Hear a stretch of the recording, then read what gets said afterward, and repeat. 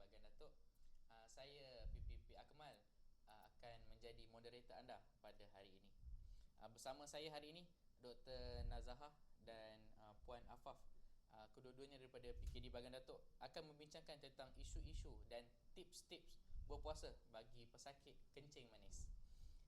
Jadi sebelum kita mulakan, boleh tak kita mulakan dengan Dr. Nazahah lah, intro sedikit tentang diri doktor. Okay, terima kasih Akmal. Assalamualaikum, nama saya Dr. Siti Nazahah. Saya sekarang merupakan pegawai perubatan di Klinik Kesihatan Sungai Sumun. Sebenarnya saya baru sahaja dipindahkan di sini dalam bulan 8 tahun lepas lah. Sebelum ni saya berkhidmat di bawah PKD Seremban. Okey, baik. Kita pergi ke dietitian Puan Afaf. Boleh intro juga? Okay, terima kasih Encik Akmal.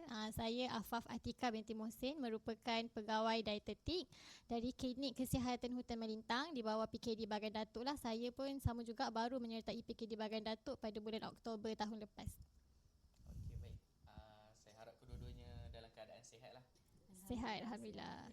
Okey, kita akan mulakan dengan perbincangan kita dengan tajuk besar lah, iaitu kencing manis. Dr. Nazahah, apa itu kencing manis? Boleh tak terangkan kepada kita punya penonton agar diorang faham apa itu kencing manis? Alright, okey Akmal. Sebenarnya kencing manis ni dalam bahasa mudahnya lah, okay, yang kita panggil gula dalam badan ni tinggi. Jadi kenapa gula dalam badan ni tinggi adalah disebabkan dua faktor lah. Salah satu faktor pertama adalah disebabkan tak cukup insulin. Adalah badan ni ada masalah untuk menghasilkan insulin. Dan yang kedua adalah masalah badan kita tak mampu untuk memproses dan menyimpan gula. Dan di mana kalau dua-dua masalah ni berlakulah kencing manis. Okay. Jadi memandangkan kita dah masuk bulan Ramadan ni, kita akan bincangkan terutamanya bagi pesakit kencing manis lah. Hari tu kita ada saya ada lihat di media sosial orang yang ada kencing manis ni, boleh ke mereka ni berpuasa, Dr. Nazah? Alright, okay. Sebenarnya kalau untuk pesakit kencing manis ni dalam bulan Ramadan, kita akan bahagikan pesakit ni mengikut kategori lah. Okay, kategori risiko rendah, risiko sederhana dan risiko tinggi. Okay, bagi pesakit yang dalam risiko rendah dan sederhana ni, tiada halangan bagi mereka untuk berpuasa. Tapi kalau mereka berpuasa, kena tahulah bila yang diorang kena tahu bila yang patut mereka berbuka puasa. Dan kalau yang jatuh dalam risiko tinggi ni, contohlah macam dia ada kencing manis yang susah nak dikawal, dan tak pun pesakit-pesakit kencing manis yang sudah uzur, tak pun tinggal seorang, yang ni jatuh dalam kategori tinggi lah. Jadi kalau pesakit yang ini, kita sebenarnya tidak digalakkan lah untuk berpuasa. Dan biasanya tidak digalakkan untuk berpuasa, tapi mereka kena perlu bayar fidyah lah untuk tahun yang berkenaan. Okey, baik, saya faham. Tadi saya ada terdengar sikit lah, saya dapat satu kop ayat yang penting, risiko. Apakah contoh risiko yang doktor maksudkan? Alright, risiko yang macam saya cakap tadi, risiko rendah, sederhana dan tinggi. Bagi pesakit yang risiko rendah ni adalah contohlah pesakit tu hanya makan 1 atau 2 jenis ubat sahaja. Dan tak pun mereka ni tidak ada komplikasi kencing manis yang terlampau bahaya lah. Dan dia punya kawalan gula pun kalau dekat klinik tu kita tengok lawa je, tak ada pun yang color merah lah dekat dalam buku dia kan. Yang itu mereka selamat lah, okey saja untuk berpuasa. Okay, kalau yang golongan yang risiko tinggi ni, contohlah pesakit yang kalau gula dia tak stabil, gulanya selalu tinggi sahaja. Tak pun kalau baru-baru ni mereka ada alami hypo, iaitu gula rendah lah, hypoglycemia. Tak pun ada komplikasi yang lagi susah lah, contohnya komplikasi ada masalah buah pinggang, masalah jantung. Tak pun baru-baru ni ada sejarah kemasukan ke hospital disebabkan komplikasi kencing manis lah, contoh macam hypoglycemia ke. Jadi yang ini tidak digalakkanlah untuk berpuasa. Okay? Kenapa? Sebabnya kena tahulah kalau mereka berpuasa ni ada risiko untuk dapat gula rendah, iaitu hypoglycemia. Yang mana pesakitnya akan rasa macam penat, rasa nak pitam, rasa lemah, lesu. Yang kedua adalah risiko untuk dapat hyperglycemia, iaitu gula tinggi lah. Sebabnya kenapa? Kalau gula terlampau tinggi dalam badan ni adalah bahaya juga. Sebabnya kalau gula tinggi, mereka akan rasa cepat untuk ke toilet, untuk buang air lah. Jadi bila cepat buang air, jadi lagi banyak buang air, lagi kering lah kan badan tu. Dan yang paling bahaya adalah untuk kalau hyperglycemia ni, gula terlampau tinggi dan menyebabkan komplikasi DKA, iaitu kita panggil dia diabetic ketoacidosis. Okay, seperti yang saya terangkan tadi, insulin, masalah kencing manis ni adalah bila pesakit tidak mampu menghasilkan insulin yang cukup. Okay? Insulin ni tugas dia adalah sebagai kunci lah untuk buka, untuk simpan gula ni, untuk disimpan ke dalam sel-sel organ. Okay, bila pesakit kencing manis, gula tinggi tapi mereka tak dapat nak simpan ke dalam sel-sel organ. Okay, jadi sebab tu gula tu akan bertebaran lah dekat kita punya dalam badan. Jadi bila gula terlampau tinggi ni, tapi badan kita sense signal gula ni masih rendah sebab tak disimpan dalam organ. Jadi badan kita akan menghasilkan lagi banyak gula dan menghasilkan asid. Yang inilah yang kita panggil diabetic ketoacidosis. Yang ini yang ini adalah kes kecemasan lah. Biasanya pesakit macam ni dia orang akan datang, dia akan dapat komplikasi macam ada sesak nafas, rasa lemah dan nak pingsan lah. Yang ini kena terus ke hospital lah. Okay? Okey, faham. Sebagaimana orang cakap penerangan doktor tadi tu, maksudnya pesakit kencing manis ni ada yang orang cakap tak semua yang selamat untuk berpuasa. Betul. Jadi orang cakap apa, pesakit kencing manis ni kalau dia nak berpuasa, mestilah pesakit tu ada keinginan nak berpuasa, sebabnya orang cakap apa, puasa ni satu ibadah, sebab dia setahun hanya sekali je. Jadi mereka perlu meminta nasihat lah daripada doktor. Doktor ada tak nasihat-nasihat yang boleh diberikan? Alright, nasihat saya adalah jika untuk setiap pesakit kencing manis ni, diorang perlu hadir ke klinik lah untuk mengetahui risiko mereka, adakah mereka ni selamat untuk berpuasa atau tidak lah. Kita tidaklah untuk menghalang mereka 100% untuk berpuasa. Boleh je untuk berpuasa, kita tidak boleh halang. Tapi kalau mereka mau berpuasa, kita nasihatkanlah apa langkah-langkah yang diorang boleh buat untuk kekal sihat, untuk kekal sihat, untuk boleh berpuasa, untuk nak buat ibadah pun selesa lah, senang lah. Okay? Sebabnya kebanyakan yang Akmal, kalau mengikut kajian, sebanyak 65 rakyat Malaysia yang menghidap kencing manis ni, mereka berpuasa tapi tidak tahu cara yang betul berpuasa dan mengalami gula rendah sewaktu bulan Ramadan. Kena tahu cara yang Kena betul. tahu cara yang betul. Okey, jadi kita dah bincang tadi tentang risiko. Sekarang ni kita nak masuk pula tentang cara pemakanan.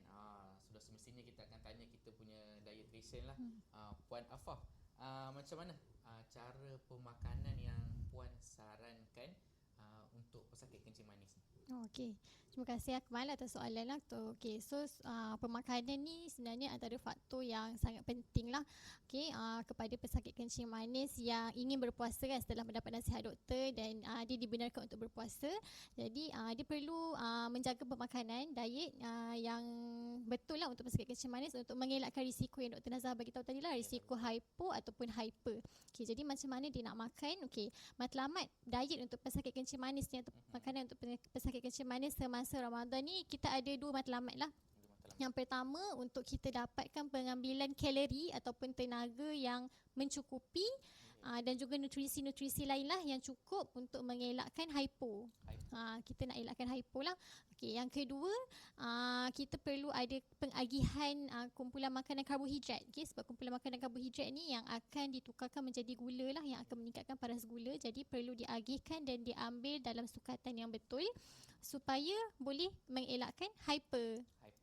Okay, so tu dua matlamat kita lah. So orang kencing manis ni dia perlu makan cukup-cukup. Kalau terlebih makan pun tak boleh, kurang makan pun tak boleh juga.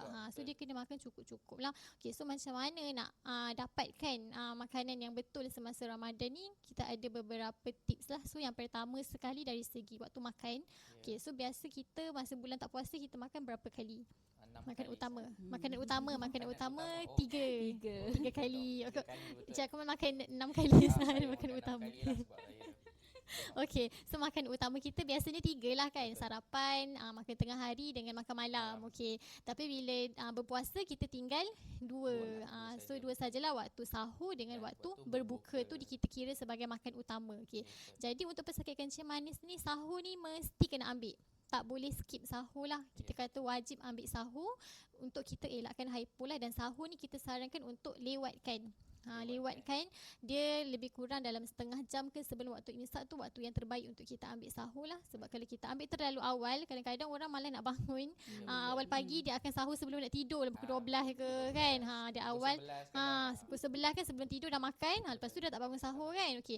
Tu amalan yang tak bagus lah untuk pesakit kencing manis. Sebab bila dia makan terlalu awal, gula tu dah dihadamkan dan diserap. So bila kita takut dia tak boleh dapat gula yang cukup lah bila dia nak tunggu waktu berbuka maghrib nanti. Okay, jadi sebab itu kita sarankan untuk lewatkan sahur dan segerakan berbuka. Okay, so dia sebenarnya ikut sunnah jugalah kan. Kan memang sunnah Nabi kena lewatkan sahur dan segerakan berbuka lah. So dari segi sudut kesihatan pun memang terbukti lah. Kita perlu ikut macam tu lah. So bila segerakan berbuka ni, saranan kita mulakan berbuka dengan mini iftar dulu. Okay, so mini iftar ni maksud dia lepas azan maghrib tu dia ambil buah kurma dulu ke, yang ringan-ringan dululah. Biasanya kurma lah kan, kurma dulu ataupun buah-buahan ke ataupun kuih ke, macam seketul macam tu. Minum air kosong 1 gelas. Okay, so kira ringan lah, iftar ringan, mini iftar. Lepas tu pergi solat maghrib. Okay, lepas solat maghrib baru datang balik untuk makan juadah utama lah. Yang iftar yang betul lah, yang sederhana lah. Okay, so cara macam tu dia boleh bantu untuk pengawalan paras gula lah. Okay. Seterusnya yang kedua dari segi pengagihan karbohidrat. Kan tadi kita bagi tahu karbohidrat ni makanan yang akan meningkatkan paras gula lah. Okay, kumpulan makanan yang akan meningkatkan paras gula. Jadi dia perlu ada pengagihan lah sepanjang hari tu kan. So ikut waktu makan kita lah. So waktu bulan puasa kita makan yang utama sahur dengan berbuka. So yang kita ada boleh ambil 2 snacking. Maksudnya yang minum kan. Sama yang pertama tadi yang mini iftar. Yang kedua masa more. More lepas tarawih kan. So boleh ambil lah. So kita akan ada 2 waktu makan utama dengan 2 snacking lah. So pengagihan karbohidrat ni perlu dibuat dengan baik lah untuk 4 waktu makan ni. So kebiasaannya kalau pesakit yang dirujuk kepada dietitian, kita akan cerita dengan terperinci lah berapa sukatan yang sepatutnya dia kena ambil. Sebab setiap individu ni dia berbeza keperluan dia lah. Dia ikut jantina, umur, berat badan kan. Okay, tapi kalau untuk secara umumnya, okay, kita boleh ceritalah untuk karbohidrat ni dia ada jenis dia lah. Okay, so jenis dia ada 2 jenis. Jenis yang pertama ni kita panggil dia karbohidrat ringkas. Okay, ringkas ni maksud dia gula ataupun semua makanan yang manis, minuman atau makanan yang manis lah. Okay, macam air-air manis, kuih-kuih manis kan. Okay, yang itu kita ringkas sebab dia cepat serap dalam darah. Okay, kita ambil dalam kadar yang 15 minit. Lepas tu kebiasaannya kita test mesti gula akan tinggi. Sebab kandungan dia hanya gula lah. So yang kedua dia tak ada apa-apa khasiat lain pun untuk kesihatan. Jadi untuk karbohidrat ringkas ni biasanya kita sarankan untuk hadkan ataupun boleh elakkan lagi bagus lah. Okay, so kita fokus tenaga, kita nak dapatkan tenaga daripada karbohidrat kompleks. Okay, so karbohidrat kompleks ni dia ada 4 kumpulan lah. So yang pertama kumpulan bijirin macam nasi, mi, roti, biskut kan, benda-benda buat daripada tepung kan, kuih-kuih semua tu dia ada karbohidrat lah. Yang kedua sayuran berkanji. Okay, sayuran berkanji macam ubi, keledek, carrot, okay, kekacang. Okay, lepas tu buah-buahan dan juga produk tenusu lah, susu dan produk tenusu. Okay, jadi untuk karbohidrat ni semua yang kompleks tadi kita kena makan lah sebab dia ada sumber tenaga dan juga sebagai dia ada khasiat-khasiat lain yang badan kita perlukan. Tapi perlu ambil ikut sukatan yang sepatutnya, tak boleh lebih lah, kena kawal. Okay, dia sukatan dia sepatutnya kan, kalau nak senang lah secara umumnya kan, kalau macam nasi ke mi, bihun semua tu kan, kita biasa orang Malaysia memang akan makan nasi kan. Makanan ruji kita nasi.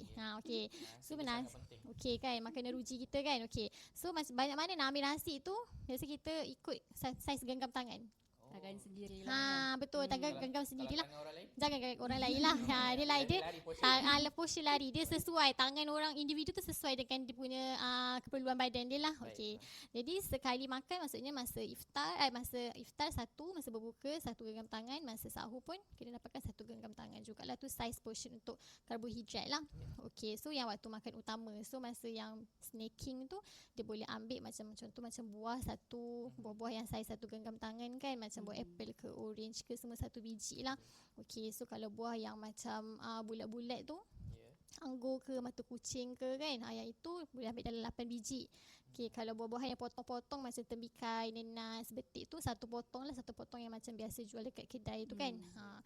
Itu tu kira satu pertukaran lah, so dia boleh ambil satu untuk satu kali snaking lah, ataupun boleh ambil kuih-kuih tapi pilih kuih-kuih yang tak manis lah. Contohnya macam kuih apa yang tak manis kan, macam contoh kuih kari pap ke, ataupun popiah basah, ataupun kuih pau yang inti dia kari daging ke, kari ayam ke, ataupun tahu sumbat ke. Okey. So pilihlah, kena buat pemilihan yang sihat lah. Okey. Lepas tu dari segi selain daripada tu, tadi karbohidrat yang kita dah sukat tu, dia mesti makan secara lengkap. Okey. So lengkap tu maksud dia, pernah tahu kan pinggan suku-suku separuh kan? Semua rasanya dah familiar. Pinggan sihat Malaysia kan? Okey. So dia suku tu adalah karbohidrat, suku tu protein dan separuh tu sayur lah. So maksudnya kena lebihkan pengambilan sayur-sayuran lah. So pinggan sihat ni untuk dua-dua lah, waktu berbuka dan waktu sahur juga. Sahur pun kena amalkan yang sama jugalah. Okey. Dan hadkan pengambilan minuman dan makanan yang manis lah, tu prinsip asas lah. Prinsip asas dia. Jadi itulah prinsip asas. Terima kasih Puan Afaf. Jadi prinsip asas tu kita kena ikutlah untuk pesakit kencing manis. Jadi apa-apa mesti dapatkan nasihat doktor dan juga ikut apa yang dietitian kita berikan cara-cara untuk kita untuk kita di bulan puasa ni. Okey. Tadi Dr. Nazah, tadi kita ada poin sedikit lah tentang hypoglycemia, iaitu gula rendah. Boleh doktor terangkan tak tanda-tanda hypoglycemia? Alright. Okey, hypoglycemia ni biasanya kita akan cakap gula rendah lah. Okey, tapi kalau cek bacaan, biasanya kalau gula tu bawah daripada 3.9. Tapi biasa saya akan cakap dekat pesakit bawah daripada 4 lah, senang nak ingat kan. So okey, kalau macam pesakit yang tak ada bacaan untuk cek gula kat rumah kan, so macam mana diorang nak tahu diorang menghadapi tanda-tanda gula rendah kan. Jadi selalunya mereka akan dapat rasa macam tangan tu akan rasa berpeluh-peluh, rasa macam seram sejuk, kalau pipi pun akan rasa sejuk, kaki pun akan rasa macam lembik je, rasa macam berpeluh je.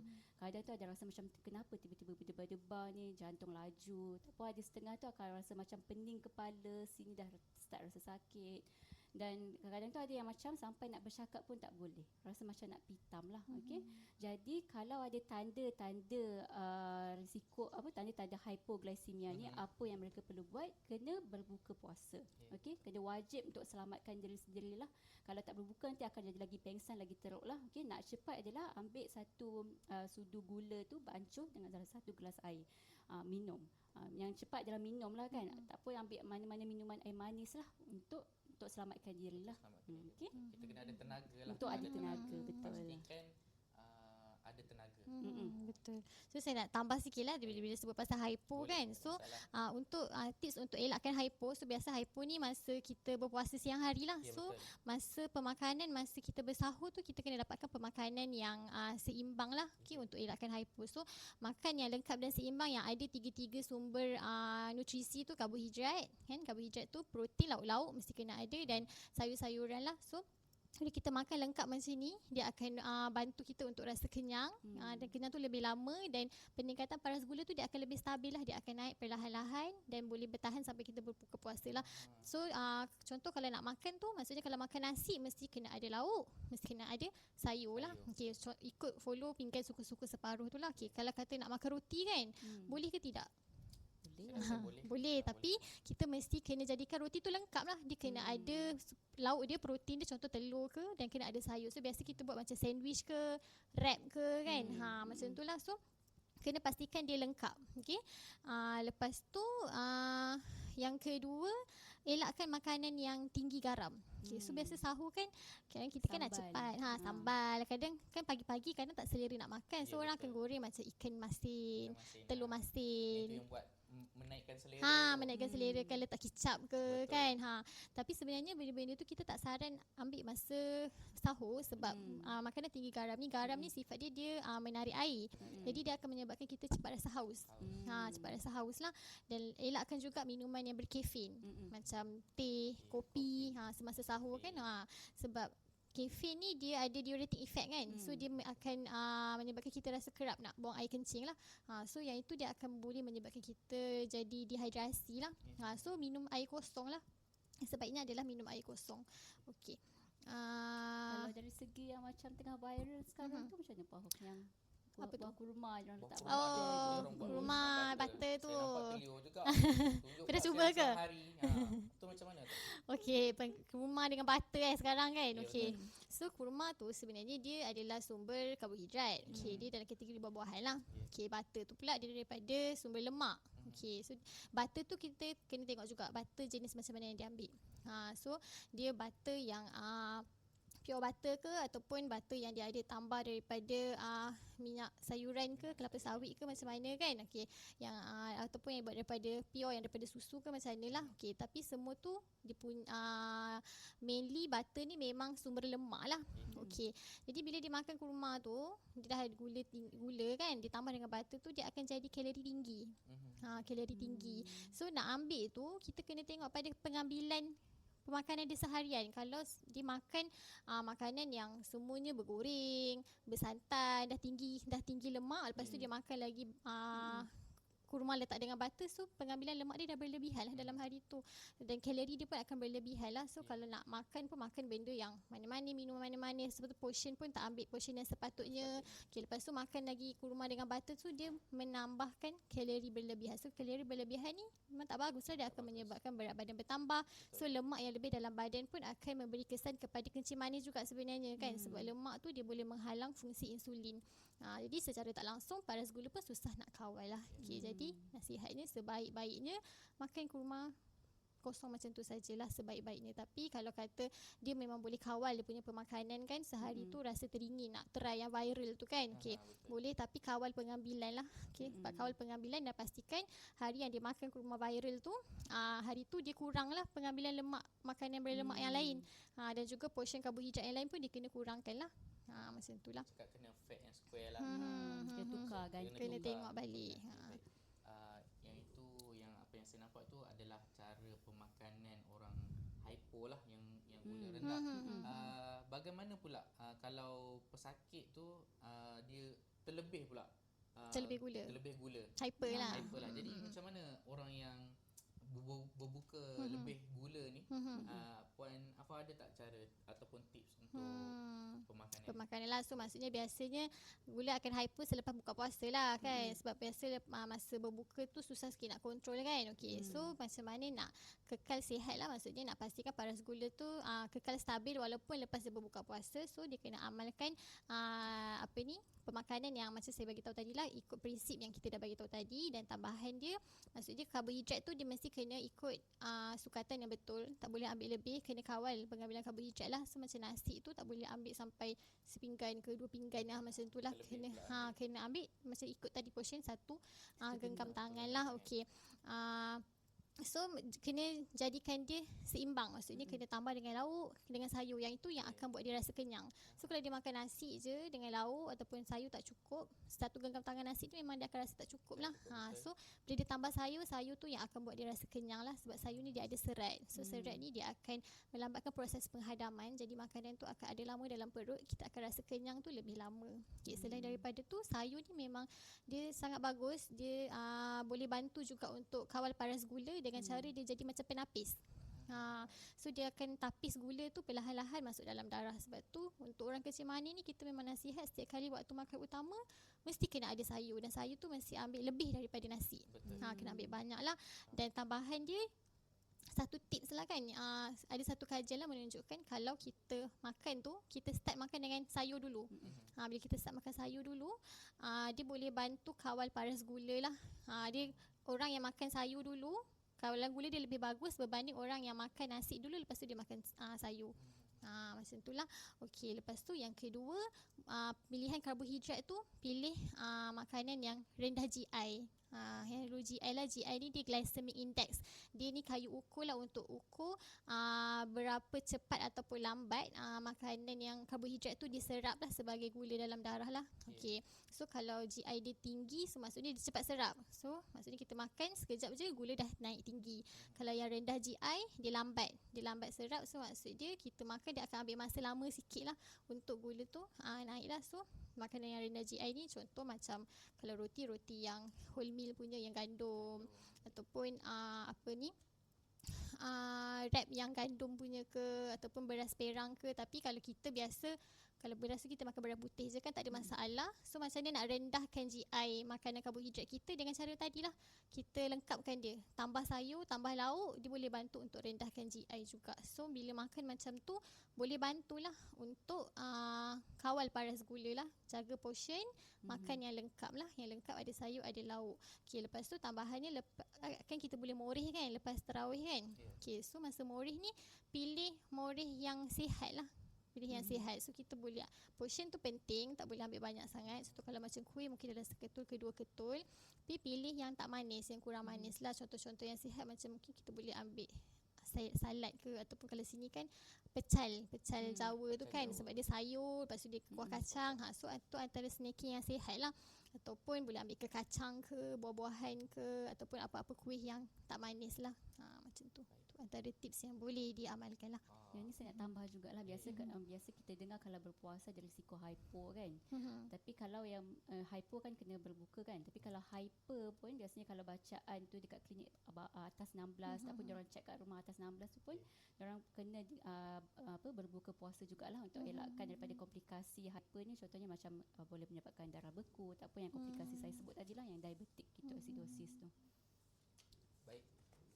Jadi tips-tips yang diberi oleh Dr. Nazaha dan Puan Afaf untuk patient yang mungkin hypo ataupun hyper sangatlah bagus dan sangatlah orang cakap ilmu tu perlu diambil supaya kita ni senang nak melakukan ibadah puasa. Tapi Dr. Nazaha, bagaimana pula macam patient yang makan ubat? Doktor boleh terangkan tak cara pemakanan dia?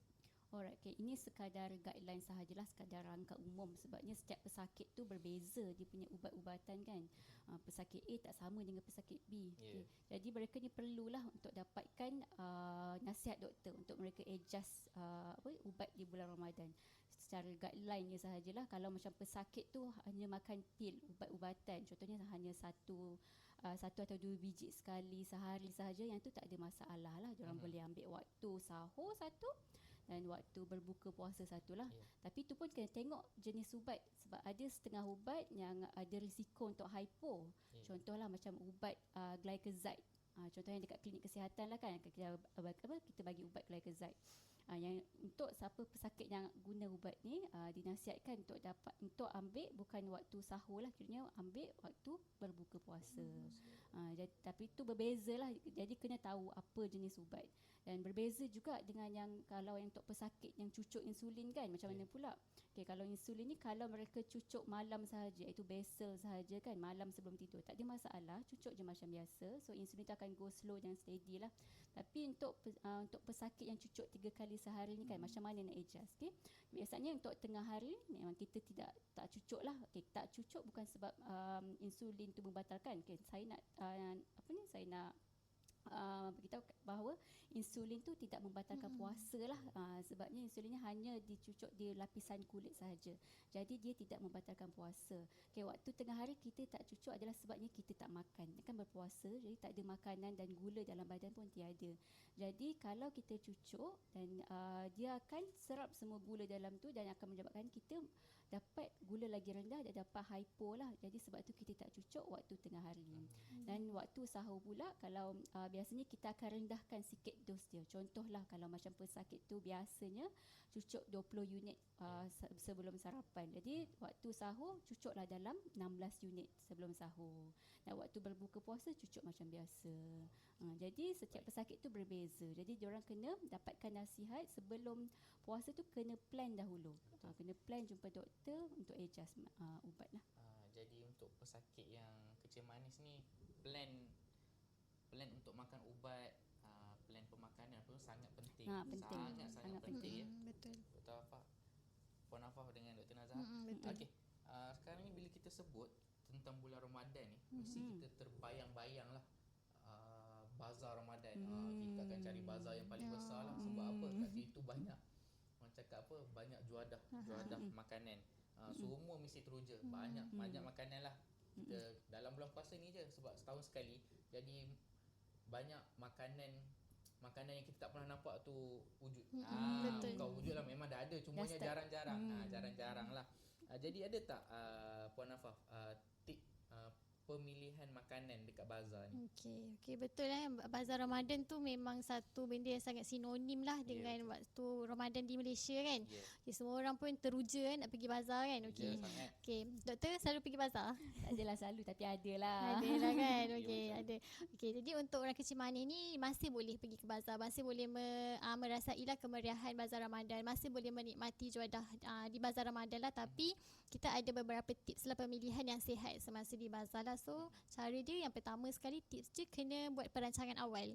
Okey, maksudnya kita dekat rumah dah rancang dah hari ni nak pergi bazar nak beli apa. So kita kan ada 30 hari puasa. Okey, so 30 hari tu kita plan lah, kita boleh plan hari ni apa yang kita nak makan lah. So tak adalah macam satu hari tu semua benda kita nak makan hari tu kan. Okey, so kita boleh plan. Okey, so kita plan baik-baik. Lepas tu dari segi pemilihan makanan jugalah, kita boleh pilih pemakanan tu yang kurang gula lah, macam yang dah bagi tahu tadi kan. Makanan dan minuman tu pilih yang kurang gula, yang kurang garam, dengan cara masak yang sihat.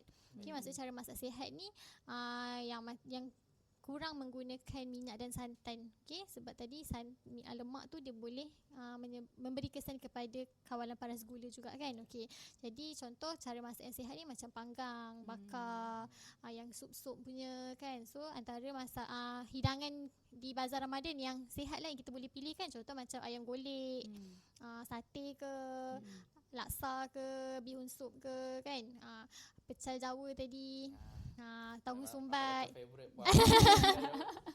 Tu sebab tu antara makanan yang sihat lah. Okey, yang kita boleh pilih lah. So kuih-kuih yang tak manis. So kalau air kan, so air kebanyakannya yang dijual di luar lah, terutama di bazar Ramadan tu memang pelbagai macam-macam jenis air ada kan. Dan kebanyakannya mesti dia akan ada tambahan gula ataupun susu pekat macam tu kan, yang manis-manis lah.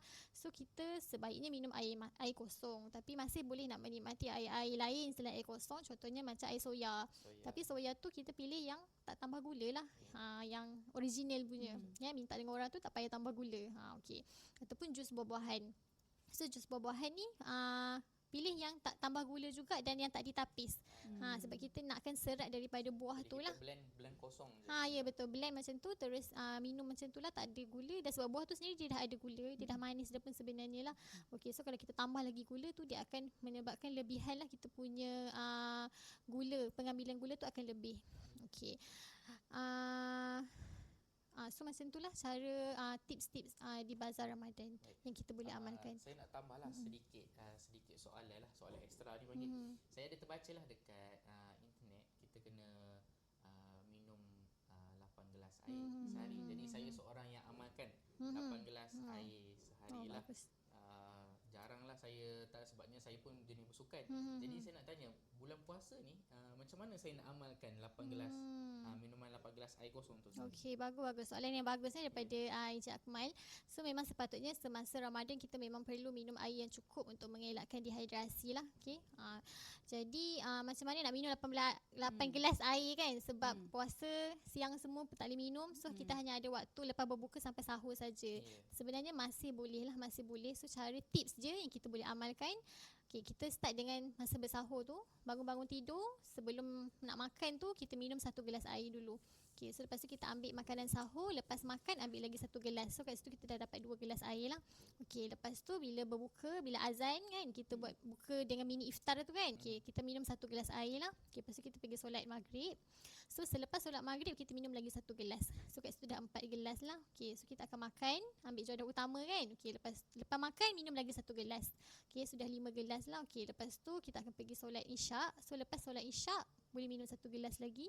kemudian kita akan tarawih kan. So lepas tarawih minum lagi 1 gelas, ataupun tengah-tengah masa tarawih kan kita boleh berehat sekejap kan.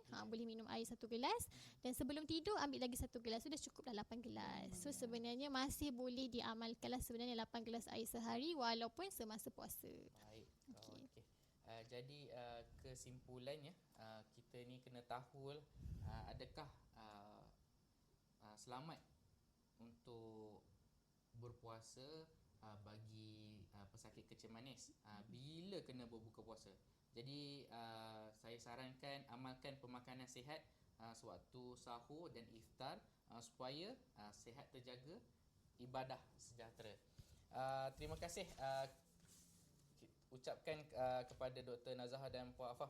Saya berharap penjelasan mengenai isu dan tips berpuasa bagi pesakit kencing manis ni dapat dipraktikkan dalam bulan Ramadan. Sehingga berjumpa lagi di lain hari dan waktu. Terima kasih. Assalamualaikum.